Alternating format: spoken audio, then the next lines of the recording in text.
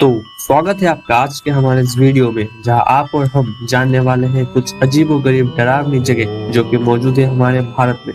तो देर किस बात की, चलिए वीडियो को स्टार्ट करते हैं। Number 1, bhangar fort, Rajasthan. एक छोटा सा टाउन जो स्थित है अलवार क्षेत्र में, जहां ना तो कोई इंसान मौजूद है और ना ही परिंदे। एक वीरान टाउन जिसे भारत की सबसे डरावनी जगह में से एक माना जाता है। यहाँ तक कि भारतीय पुरातत्व सर्वेक्षण यानी आर्कियोलॉजिकल सर्वे ऑफ इंडिया ने भी यहाँ अंधेरे होने के बाद जाने से मना कर दिया। माना जाता है कि 16वीं शताब्दी में एक तांत्रिक को भंगर की राजकुमारी पसंद आ गई थी। उस तांत्रिक ने राजकुमारी को पाने के लिए काला जादू का इस्तेमाल किया था, पर यह बात राजकुमारी को पता चल गई और तुरंत ही उस तांत्रिक को फांसी की सजा सुनाई गई। उसके मरने से पहले उसने पूरे महल और नगर को आजीवन बंजर रहने का श्राप दिया था। Number 2, Dow Hill, West Bengal. Victoria Boys High School और डाउ हिल गर्ल्स बोर्डिंग स्कूल जो स्थित है दार्जिलिंग के एक छोटे से शहर कार्सियोंग में। माना जाता है यहाँ बुरी आत्माओं का साया है। स्कूल के पास वाले झाड़ियों में अनगिनत लाशें मिलती रहती है। यहाँ तक कि स्कूल के स्थानीय लोग और टूरिस्ट भी बिना सिर वाले बच्चे को झाड़ियों में देखने का दावा करते हैं। नंबर 3, जाटिंगा, असम। 2500 की आबादी वाले इस छोटे से गांव में दुनिया के सबसे अजीबोगरीब घटनाएं होती है।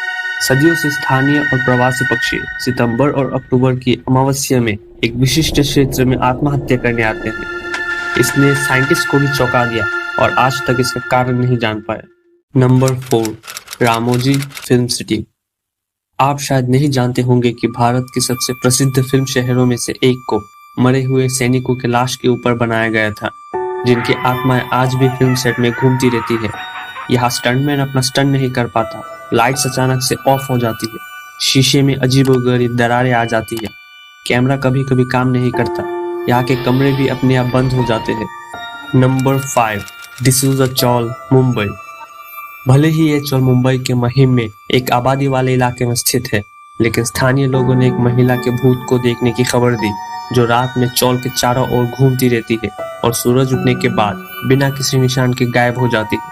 स्थानीय लोगों का मानना है कि ये एक बुरी महिला थी जो पानी खींचने के दौरान एक कुएं में गिर गई। नंबर 6, आगरा सैन की बावली, नई दिल्ली।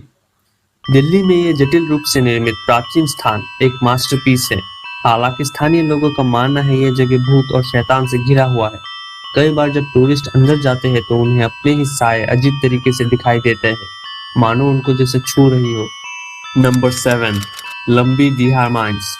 हजारों श्रमिकों को रोजगार देने वाली पूरी तरह से संचालित लाइम माइंस अब खंडर हो चुकी है और इसे भारत की सबसे डरावनी जगह में से एक माना जाता है। काम की खतरनाक परिस्थितियों के कारण, सुरक्षा नियमों और दुर्घटनाओं की कमी के कारण खदान में अनगिनत श्रमिकों की मृत्यु हुई थी और अब कहा जाता है कि वो सुरंग खोदते हैं।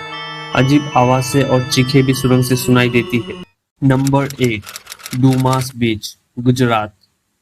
अरब सागर के तट पर गुजरात में डूमास समुद्र तट की काली रेत कई वर्षों से हजारों रहस्य से जुड़ी हुई है। समुद्र तट एक हिंदू दफन मैदान हुआ करता था और कई लोग मानते हैं कि बेचैन आत्माएं आधी रात को टहलने के लिए आसपास के लोगों को बुलाती हैं। ऐसी खबर आई है कि जो लोग उनके बुलाने पर चले जाते हैं वे हमेशा के लिए पानी में समा जाते हैं। Number 9, Bombay high court. Bombay high court में काम करने वाले वकीलों का मानना है कि कोर्ट के एक कमरे में बुरी आत्मा का साया है जो किसी भी मुकदमे के हत्यारे को कोर्ट में प्रवेश करने से रोक देता है। उस कमरे में एक भी मुकदमे का फैसला नहीं हो पाया। ये करीब 3 दशकों से चला आ रहा है। नंबर 10, कुलधारा विलेज, राजस्थान। ये गांव जैसलमेर के पास स्थित है और मूल रूप से पालीवाल ब्राह्मणों द्वारा बसाया गया था। सन 1825 में कुलधारा गांव के लोग और आसपास के 83 गांव अचानक से गायब हो गए। माना जाता है कि राज्य के मंत्री को गांव के लड़की से प्यार हो गया और गांव के लोगों को धमकी देने लगा शादी के लिए। लड़की के सम्मान की रक्षा के लिए आसपास के सभी लोगों ने गांव छोड़ दिया और हमेशा के लिए वीरान रहने का श्राप दिया। दोस्तों, आपको ये वीडियो कैसा लगा नीचे कमेंट करके जरूर बताइए। लाइक और शेयर जरूर कर देना और अगर आपने अभी तक सब्सक्राइब नहीं किया है तो सब्सक्राइब जरूर करें और अगर घंटे को ऑन नहीं किया है तो उसे भी ऑन कर दें और अगर आपने ये सब पहले से ही किया हुआ है तो आप सभी को एक बहुत बड़ा थैंक्स।